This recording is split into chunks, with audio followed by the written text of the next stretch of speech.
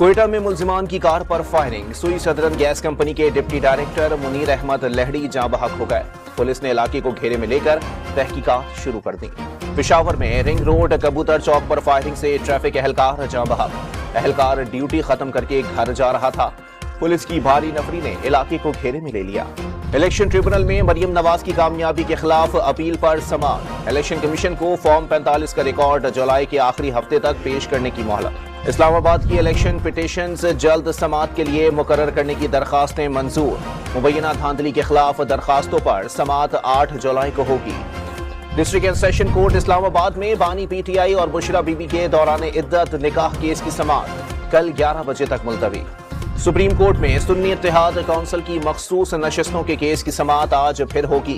عدالت نے 2018 اور 2024 میں مخصوص نشستیں الاٹ کیے جانے کا فارمولا اور دستاویزات طلب کر لیں۔ کوئی غیر آئینی کام ہوا ہے تو سپریم کورٹ اڑا دے گی، چیف جسٹس کے ریمارکس۔ وزیر اعظم شہباز شریف آج سے تاجکستان کا 2 روزہ سرکاری دورہ کریں گے۔ دوشنبے میں صدر امام علی رحمان سمیت سیاسی قیادت سے ملاقاتیں کریں گے۔